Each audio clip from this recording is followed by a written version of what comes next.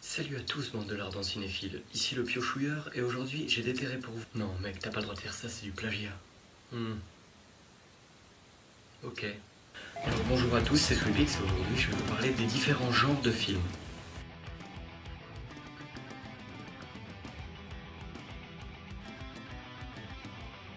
Bon alors, qu'est-ce qu'un genre de film avant tout? Eh bien un genre, c'est ce qui permet de ranger un film dans une catégorie selon une thématique à laquelle il obéit.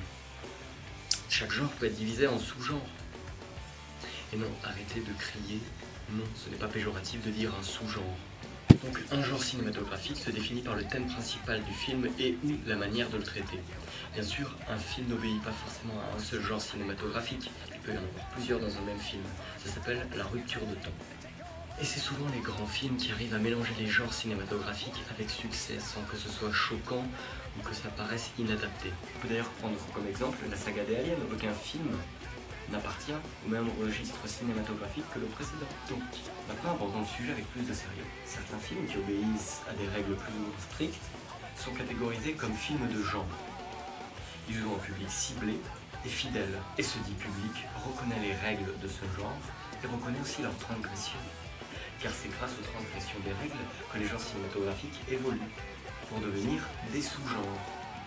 On peut citer comme exemple le film d'épouvante avec plusieurs sous-genres, comme le slasher movie, où un psychopathe poursuit des adolescents pour les découper, le film à ambiance comme Shining de Stanley Kubrick, ou le sous-genre de film d'épouvante qui se démocratise de plus en plus en son nom grâce au projet Blair Witch ou à Paranormal Activity, le genre de film caméra à l'épaule. Mais maintenant touchons un point sensible.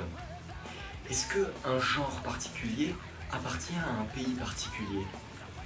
Est-ce que chaque genre de film appartient à une culture propre, à un pays ou à une région d'un pays? Eh ben oui et non. Les différents genres de films ne se sont pas manifestés partout de la même façon. Ainsi, le western et le film policier sont apparus aux États-Unis. On peut comprendre que l'histoire d'un pays inspire un producteur cinématographique comme un réalisateur, comme un écrivain, comme un poète et comme toute autre sorte d'artiste. Un réalisateur américain aura plus de facilité à raconter l'histoire de son propre pays qu'un réalisateur français ou d'un autre pays. Le cinéma, comme tous les arts, possède des codes qui peuvent changer selon les genres de films, les époques et les différents pays.